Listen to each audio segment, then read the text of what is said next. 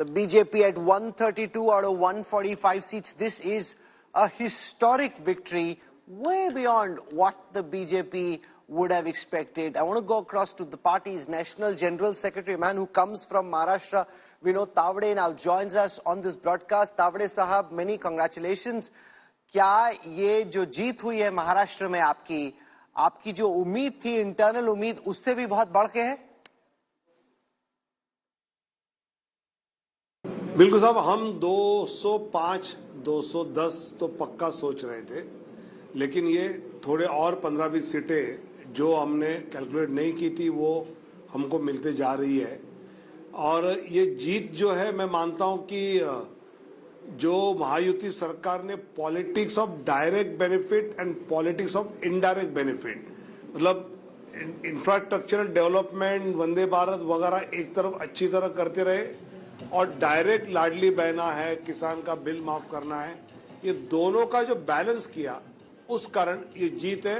और मोदी जी के नेतृत्व में ये बैलेंसिंग एक्ट महायुति को जिता रहा है। पोलिंग से ठीक पहले आप पे बहुत संगीन आरोप लगे, वोटर्स को घूस देने के जिस जगह पे आप थे वहां से 10 लाख रुपए कैश बरामद हुआ। वो कितना बड़ा सेटबैक था, क्योंकि इतनी बड़ी कंट्रोवर्सी में आप खुद फंस गए, वो भी चुनाव से ठीक पहले? नहीं, मेरा मानना है कि मैं तो फाइटर हूं, मिडिल क्लास से आने वाला एक कार्यकर्ता हूं, और इसका नतीजा आज दोनों बाप बेटे ने वसई और नालासोपारा में देख लिया। उन्होंने गलत तरीके से मेरे विरोध में षड्यंत्र किया, तो उसका नतीजा दोनों ने भुगता और दोनों सीटें अपने हार गए। मुझे लगता है कि राजनीति करनी होती है, एक लेवल पे करनी होती है। दुर्भाग्य से मैंने कभी जिंदगी में मेरे चुनाव में नहीं पैसा बांटा, वहां किसी को मेरे गाड़ी में, मेरे मीटिंग की जगह पे कुछ पैसा नहीं मिला।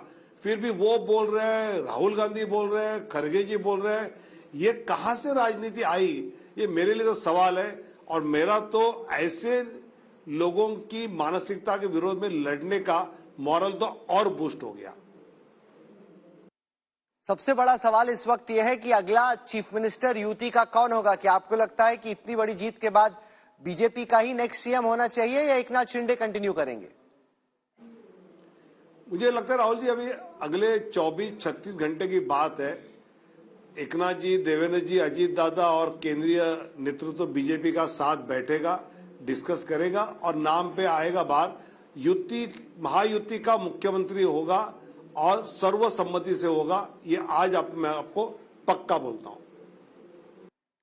नहीं, क्योंकि सवाल यह है कि अगर कहीं आपने सीएम चेंज कर दिया तो वोटर्स को यह ना लगे कि धोखा हो गया, कि मतलब शक्ल दिखाई आपने शिंदे जी की और किसी और को चीफ मिनिस्टर बना। That's why it's a Hobson choice. काफी मुश्किल ये फैसला है कि अपना आदमी बनाएं या शिंदे जी को कंटिन्यू करें, जिनकी लीडरशिप में आपने ये इलेक्शन लड़ा।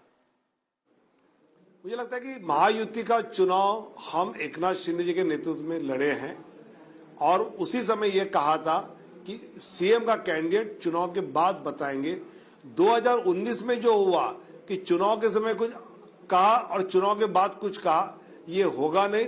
जो होगा वो सर्वसम्मति से चर्चा करके होगा। मुझे याद है 2019 को ऐसे ही चुनाव के रिजल्ट आने के बाद जब देवेंद्र जी ने कहा उद्धव जी को कि हम प्रेस कॉन्फ्रेंस करेंगे, तो उन्हें हाँ करते समय निकालते शरद पवार से चर्चा करते, प्रेस की नहीं। लेकिन यहां भी आपने देखा कि एकनाथ शिंदे, देवेंद्र फडणवीस, अजीत दादा ने साथ आकर जनता को धन्यवाद देने के लिए एक प्रेस कॉन्फ्रेंस ली है। मतलब मानसिकता बहुत समान, अच्छी है। लोकसभा इलेक्शन में उस दफा आपके हिसाब से क्या फर्क था? वहां पे आपकी अलायंस केमिस्ट्री के चक्कर में वोट ट्रांसफर नहीं हुआ। इस दफा एलाई सेम थे, लेकिन लगा कि केमिस्ट्री चेंज हो गई और उसके चक्कर में महाराष्ट्र का इलेक्टोरल अरिथमेटिक भी चेंज हो गया। नहीं, एक तो लोकसभा में हमको वोट कम थे, मतलब 0.03% कम थे, सीटें ज्यादा हमारी गई, ये बात सही है। इसमें दो कारण थे।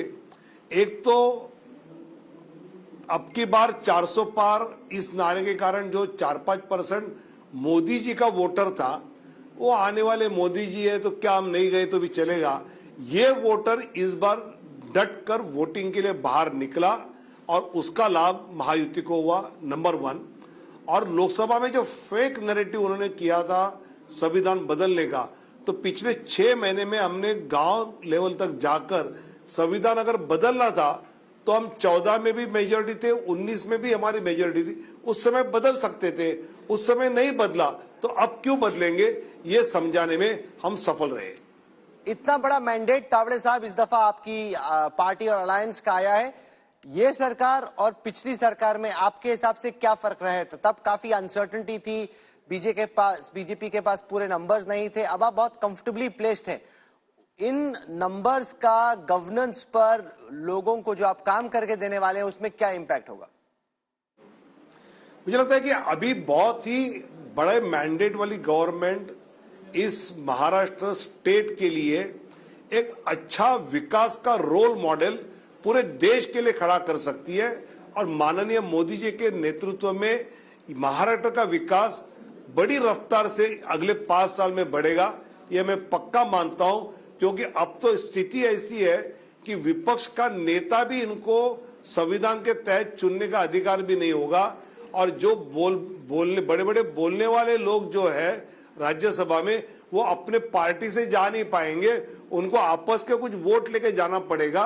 तो ये महाविकास आघाड़ी आगे कितनी टिकेगी, ये भी अभी सवाल है। उद्धव सेना और एनसीपी शरद पवार के पास काफी कम एमएलए हैं, उम्मीद से बहुत कम। क्या आपका दरवाजा खुला है इनके लिए? क्या आप चाहते हैं कि एक बार हमेशा के लिए इन पार्टियों को खत्म कर दिया जाए?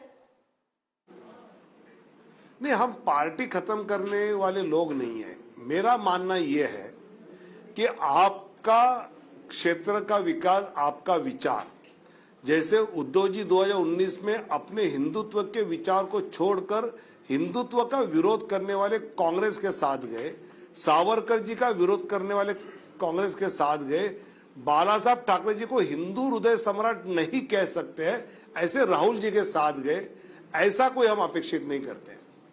आप बीजेपी के नेशनल जनरल सेक्रेटरी हैं, महाराष्ट्र में जीत सेलिब्रेट कर रहे हैं, लेकिन झारखंड में काफी हार हुई एनडीए की, बीजेपी का परफॉर्मेंस भी बहुत कमजोर था, तो झारखंड की स्क्रिप्ट इतनी क्यों गड़बड़ा गई? बिल्कुल, हमारे लिए झारखंड का भी रिजल्ट बहुत ही हम एक्सपेक्ट नहीं कर रहे थे। काफी वहां ग्रासरूट लेवल पर काफी चीजें हमने की थी, थोड़ा एनालिसिस करना पड़ेगा कि कहां कमी रह गई कि हम झारखंड में अच्छी सफलता नहीं पाए। Okay, joining us now, and I'll be joined by many more newsmakers in the hours to come. Thank you very much, Vinod Tavade ji, for joining us. Really appreciate you taking out time.